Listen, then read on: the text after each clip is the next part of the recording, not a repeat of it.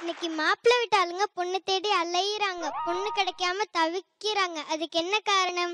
2 வீட்டு ஆளுங்களுமே விட்டு கொடுத்து போகணும். ஜாதகத்தை தூக்கிட்டு அலையிறத நிறுத்துங்க. மனப்பொருத்தம் பார்த்து கல்யாணத்தை பண்ணுங்க.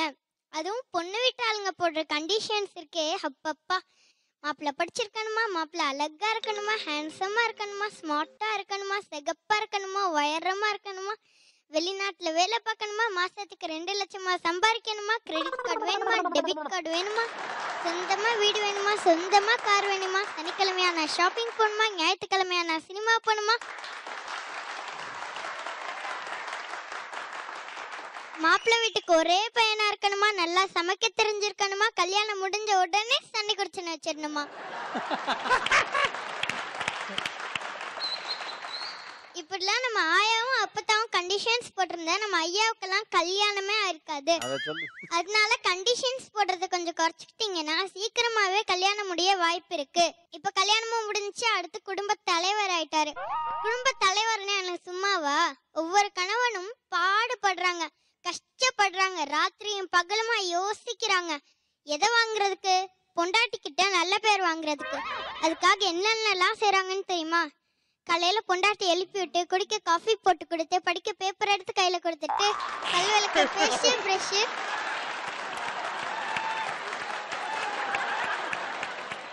குளிக்க சோப்பு டவலு ஷாம்பு இதெல்லாம் எடுத்து வச்சுட்டு, மனைவி குளிச்சுட்டு வரதுக்குள்ள சேலை அயன் பண்ணி வச்சுட்டு, சூடா இட்லி ஊற்றி வச்சுட்டு, இட்லிக்கு தொட்டுக்க தக்காளி சட்னி, புதினா சட்னி, மல்லி சட்னி, இப்படி எல்லா சட்னியும் சமைச்சு வச்சுட்டு, மனைவி சாப்பிட்டோன்னே கை கழுவு தண்ணி எடுத்து கொடுத்துட்டு, அந்த கையை துடைக்கிற துண்டு எடுத்து கையில கொடுத்துட்டு, டிவி போட்டு விட்டு சேனல் மற்ற ரிமோட் எடுத்து கையில கொடுத்துட்டு, இந்தம்மா டிவி பாருமா அப்படின்னு சொல்லிட்டு, அடுத்த 10 நிமிஷத்துல கணவன் வேக வேகமா குளிச்சு ட்ரெஸ் பண்ணி ஆபீஸ்ல போய் நிற்கும் போது மணி 10:30. இப்படிலாம் செஞ்சா பொண்டாட்டி கிட்ட நல்ல பேர் கிடைக்குமே தவிர ஆபீஸ்ல வேலை போயிரும். அதனால கேர்ஃபுல்லா இருங்க.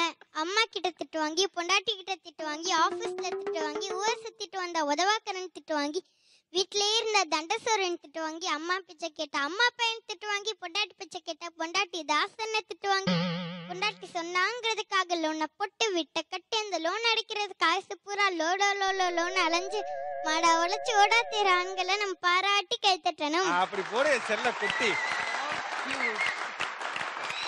ஆண் இனத்தை காப்பாற்ற வந்த அவ்வை வாழ்க வாழ்க. எனக்கு தெரிஞ்சு பாலாஜி வீட்டுக்கு போனியா நீ?